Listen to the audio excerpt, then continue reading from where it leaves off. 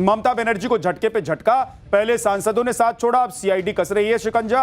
पश्चिम बंगाल में शुभेंदु सरकार को बने 1 महीने 5 दिन हुए हैं और इतने कम समय में ऐसा एक्शन हो रहा है कि पूरे बंगाल में भगदड़ मच गई।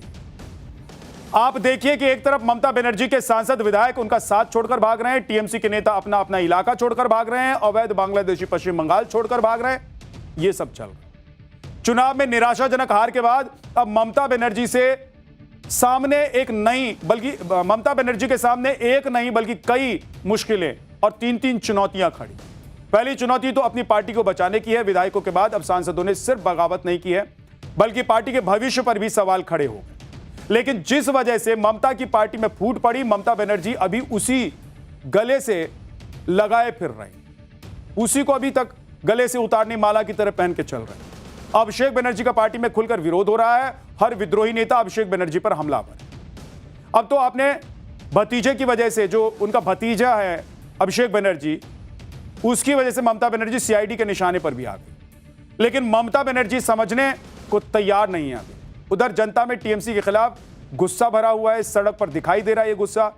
कटबनी और टोलाबाजी के परेशान जो लोग हैं वो जनता खुद ही अब हिसाब किताब करने पर उतारू हो गई है। जहां भी टीएमसी के नेता दिखाई देते हैं, अंडे मार रहे हैं, कहीं गोबर फेंक रहे हैं, कहीं चप्पल फेंक रहे हैं। डर इतना है कि अब तो टीएमसी के जो बड़े बड़े नेता हैं वो घर से निकलने से भी डर रहे हैं, घबरा रहे हैं। लेकिन ममता बनर्जी का सबसे बड़ा नकाब तो अवैध बांग्लादेशियों ने ही उतार दिया है। अभी तक ममता बनर्जी जिन्हें घुसपैठियां मानने को तैयार नहीं थी, वही घुसपैठिए अपने पेपर दिखाकर कह रहे हैं कि हमें बांग्लादेश वापस जाना। इधर भारत बांग्लादेश बॉर्डर पर यह हालत है कि सिर्फ उटव्वल हो रही है। बीएसएफ जिन अवैध बांग्लादेशियों को बॉर्डर के पार छोड़कर आ रही है, बांग्लादेश उन घुसपैठियों को अपना मानने से ही इनकार कर रहा है।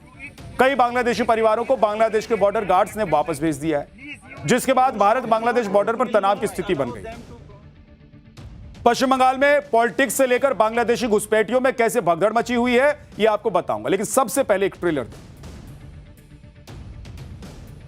तो देखिए कि पश्चिम बंगाल में क्या चल रहा है और ममता बनर्जी का क्या होगा, उनकी पार्टी का क्या होगा, यह अभी भविष्य के गर्भ में। लेकिन जो हो रहा है ना बॉस, वो ममता बनर्जी के भविष्य को ठीक से बता नहीं पा रहा। ममता बनर्जी की पार्टी में हाय तौबा मची हुई है। ये मुश्किलें भी उन्हें खुद ही खड़ी मिल रही और ऐसा कहा जा रहा है कि उन्होंने खुद ही खड़ी कर ली है मुश्किल। अब जो उनके भतीजे ने किया उसका खामियाजा ममता बनर्जी को भुगतना पड़ रहा। लेकिन जो जख्म उन्हें बंगाल को दिया था उसका हिसाब अब शुभेंदु अधिकारी कर रहे हैं, ऐसा आरोप लगता है। शुभेंदु अधिकारी अवैध बांग्लादेशियों के खिलाफ फुल एक्शन में हैं। तो पिछले 15 साल से बंगाल में रह रहे घुसपैठिए अपने कागजात लेकर बांग्लादेश बॉर्डर पर पहुंचे, लेकिन बांग्लादेश बॉर्डर पर अब अलग ही बवाल मच रहा है। बीएसएफ ने 5000 अवैध बांग्लादेशियों को उनके देश भेजा, तो अब बांग्लादेश बॉर्डर गार्ड एक्टिव हो गए हैं। बांग्लादेश अपने ही देश के लोगों को वापस लेकर उन्हें कह रहे हैं कि हमारे लोग हैं ही नहीं, हम इनको रखेंगे ही नहीं, कि जहां से आए वहीं जाएं, मतलब वापस भारत भेज रहे हैं। बीजीबी ने करीब 17 बांग्लादेशी लोगों को वापस बॉर्डर पर लाकर छोड़ दिया। इन लोगों में महिलाएं और बच्चे भी हैं। यह ड्रामा 3 दिनों से चल रहा है। इस दौरान बीजीबी के जवान स्थानीय लोगों के साथ वहां पर पहुंच गए, क्योंकि बीजीबी किसी भी हाल में बीएसएफ के खिलाफ सीधी कार्रवाई तो कर नहीं सकती है। ऐसे में स्थानीय लोगों ने दबाव बनाना शुरू किया, लेकिन बीएसएफ के जवानों ने कोई ढिलाई नहीं बरती, कोई दबाव नहीं माना और इस दौरान बांग्लादेश बॉर्डर गार्ड और बीएसएफ के अधिकारियों के बीच बहस भी हुई। सुनिए कि बांग्लादेशी अधिकारी ये तो मान रहे हैं कि ये लोग बांग्लादेशी हैं, लेकिन अपने ही देश में घुसने से साफ इनकार कर। आप सोचिए कि बांग्लादेश ऐसा देश है जो अपने ही लोगों की वापसी का विरोध कर रहा है, और जो बांग्लादेशी अपने घर वापस लौट रहे हैं उन्हें अपने देश में घुसने ही नहीं दे। बांग्लादेश का आरोप है कि भारत की तरफ से अवैध बांग्लादेशियों को पुश इन किया जा रहा है, यानी कि जबरदस्ती बांग्लादेश में धकेला जा रहा है। बीजीबी का दावा है कि पिछले 24 घंटे में बीएसएफ की तरफ से ऐसी 10 कोशिशें रोकी गई, जिसके बाद बांग्लादेश बॉर्डर गार्ड ने सीमा पर चौकसी बढ़ा दी। यह तब हुआ है जब 29 मई को बंगाल की एजेंसियों ने 386 संदिग्ध अवैध प्रवासियों को हिरासत में लिया था। वहीं बांग्लादेश की विदेश राज्य मंत्री शमा इस्लाम ने भी चेतावनी दी थी कि किसी भी व्यक्ति को एक तरफा तरीके से सीमा में धकेलने की कोशिश तनाव बढ़ा सकती। यह पूरा ड्रामा 3 दिनों तक चलता रहा और इस दौरान 17 बांग्लादेशी जिन्हें भारत से डिपोर्ट किया गया था, ये सभी लोग बॉर्डर पर नो मेंस लैंड में बैठ गए। भूखे प्यासे लोगों को बांग्लादेश ने लेने से साफ इनकार कर दिया। बीएसएफ के जवान इन्हें अपने साथ ले आए, अब इन्हें डिटेंशन सेंटर में रखा गया। बॉर्डर पर बढ़ते तनाव के बाद दोनों देशों की बॉर्डर गार्ड फोर्स के बीच बैठक हो रही है। बीजीबी के डीजी मेजर जनरल मोहम्मद अशरफू 15 सदस्यीय दल के साथ दिल्ली में है। सूत्रों के मुताबिक बैठक में भारत की तरफ से घुसपैठ, तस्करी, मवेशियों की चोरी के मुद्दे रखे जाएंगे। इसके अलावा बॉर्डर पर फेंसिंग लगाने की समस्या पर भी बात की जाएगी। बीएसएफ के जवानों पर होने वाले हमलों का भी चर्चा होगा, बातचीत होगी इस पर भी, और इसमें भी सबसे अहम बांग्लादेशी घुसपैठियों को उनके वतन भेजने वाला मुद्दा हो। भारत के विदेश मंत्रालय की तरफ से कहा गया है कि जल्द ही इस मामले का निपटारा कर लिया जाएगा। सुनिए। अगर वो अवैध रूप से रह रहा है तो उसके पीछे उसको उस पर कार्रवाई करने के लिए हमारे पास जो अपने कानून है उसके तहत उस पर कार्रवाई होगी। जहाँ तक बात रही जो आपने कहा कि कुछ लोग नो मैंस लैंड में है, शायद इसका जिक्र कर रहे थे आप, तो दोनों पक्षों के बीच में बातचीत चल रही है और ये बातचीत के दौरान शायद इस पर कुछ चर्चा होगी। जिस तरह से भारत में घुसपैठियों के खिलाफ एक्शन लिया जा रहा है, उसके बाद तो बांग्लादेश में कोहराम मचा हुआ है। अभी तक तो यह हाल था कि यहां फेंसिंग नहीं थी, वहां से भारत में चले आना आम बात थी, लोग आ जाते थे, ऐसे घुस जाते थे। लेकिन अब ऐसा करने पर बीएसएफ दौड़ा कर उन्हें भगा रही, बीएसएफ के जवान उनको दौड़ा ले रहे हैं। देखिए, जब कूच बिहार में बीएसएफ के जवानों ने अवैध घुसपैठ पर लगाम लगाई तो कैसे बांग्लादेश की तरफ रहने वाले लोग लाठी डंडे लेकर पहुंचे। उन्हें लग रहा है कि बीएसएफ वाले गोली तो नहीं चलाएंगे, लेकिन भाई अब वक्त बदल गया है। बॉर्डर सिक्योरिटी के साथ नो टॉलरेंस वाली पॉलिसी चल रही है देश में। अगर कोई बदमाशी करने की कोशिश करेगा तो इनको आजादी है। इनको तो बोला गया है कि गोली गिरने की भी जरूरत नहीं है। देखिए, पहले तो यह हाल था कि नदी के उस पार बांग्लादेश था, जहां से घुसपैठ करना इतना आसान था जैसे कहीं घूमने जा रहे हैं। लेकिन अब परिस्थितियां बदल गई हैं। शुभेंदु अधिकारी ने सरकार बनाने के बाद जो सबसे पहला कदम उठाया, उसमें बीएसएफ को जमीन सौंपने का ऑर्डर दिया गया। उसके बाद सिलीगुड़ी सब डिवीजन के फांसी देवा इलाके में फेंसिंग लगाने का काम शुरू कर दिया। हालांकि अभी पूरे बॉर्डर पर फेंसिंग होने में समय लगेगा। आप देखिए कि पश्चिम बंगाल में बांग्लादेश के साथ लगने वाला बॉर्डर 2217 किलोमीटर, जहां 1647 किलोमीटर से अधिक हिस्से पर फेंसिंग लगाई जा चुकी, जबकि करीब 570 किलोमीटर सीमा पर बाड़बंदी नहीं हुई। इसमें 456 किलोमीटर में फेंसिंग संभव है, जबकि 112 किलोमीटर में फेंसिंग नहीं हो सकती। ये दलदला इलाका जहां फेंसिंग नहीं किया जा सकता, वहां ज्यादातर इलाका नदियों वाला है और इसीलिए वो दलदला इलाका है। अवैध घुसपैठियों का इलाज तो तभी से शुरू हो गया था जब बंगाल में एसआईआर शुरू हुआ था। उसी वक्त हजारों अवैध बांग्लादेशियों ने वापसी की राह पकड़ ली थी।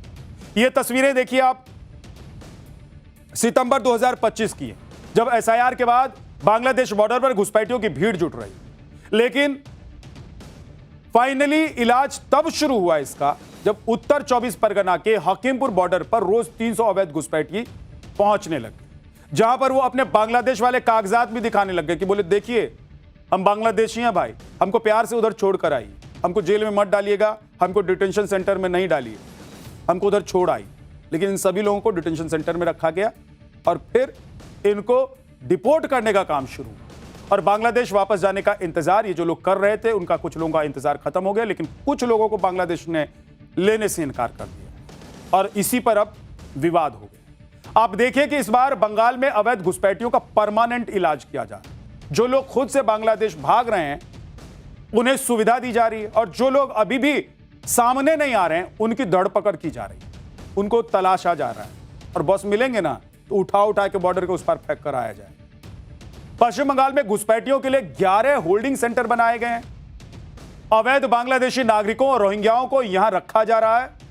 इन 11 होल्डिंग सेंटर्स में फिलहाल करीब 1000 घुसपैठियों को रखा गया। यहां 24 घंटे पुलिस तैनात है और सीसीटीवी कैमरों के जरिए निगरानी की जा रही है, जहां उन्हें खाना, डॉक्टर और बच्चों के लिए बुनियादी सुविधाएं दी जा रही हैं। सीएम शुभेंदु अधिकारी ने भी साफ कर दिया है कि पिछले सरकारों ने वोट बैंक के लिए बंगाल की डेमोग्राफी से खिलवाड़ किया था, अब उसे सुधारा जाएगा। आप देखिए कि फेंसिंग नहीं होने की वजह से सिर्फ बॉर्डर पार से घुसपैठ ही नहीं हो रही थी, बल्कि तस्करों के लिए तो यह स्वर्ग जैसा था। भारत से बांग्लादेश की ओर गाय भैंसों के बड़े पैमाने पर तस्करी हो रही। रिपोर्ट के मुताबिक करीब $500 मिलियन का तस्करी नेटवर्क चल रहा है। रात के समय नदियों, जंगलों या खुले इलाकों से जानवर लाए और ले जाए जाते। इसके अलावा गांजा, हेरोइन, फार्मा ड्रग्स की तस्करी सीमा पार से हो रही है।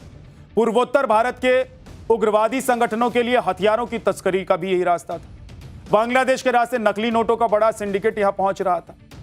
ह्यूमन ट्रैफिकिंग और वाइल्ड लाइफ प्रोजेक्ट्स की तस्करी भी यहां पर होती थी। ममता बनर्जी ने सत्ता में बने रहने के लिए कई हथकंडे अपनाए। अब न सिर्फ उनकी पोल खुल रही है बल्कि उसका इलाज भी हो रहा है। आज ममता बनर्जी एक और मुसीबत में फंस गई। ममता बनर्जी के घर पर आज सीआईडी की टीम पहुंच गई। बताया जा रहा है कि काफी मशक्कत के बाद सीआईडी की टीम उनके घर में घुस पाई। सीआईडी की टीम ने ममता बनर्जी के घर के पास बने टीएमसी के दफ्तर में भी छानबीन। इसके अलावा अभिषेक बनर्जी के कैमिक स्ट्रीट स्थित कार्यालय में भी छापेमारी आज हुई। बताया जा रहा है कि पूरा मामला जाली हस्ताक्षर का है, जिसमें अब ममता बनर्जी भी फंसती हुई नजर आ रही है। आप देखिए कि टीएमसी की सरकार 15 साल तक पश्चिम बंगाल में रही। टीएमसी ने इन 15 सालों में क्या कमाया? टीएमसी के वरिष्ठ सांसद कल्याण बनर्जी आज एयरपोर्ट पर पहुंचे तो आम जनता ने हूटिंग शुरू कर दी। लोगों ने जय श्री राम के नारे लगाए, चोर चोर के नारे लगा दिए। इसके बाद कल्याण बनर्जी भी जनता से उलझ गए।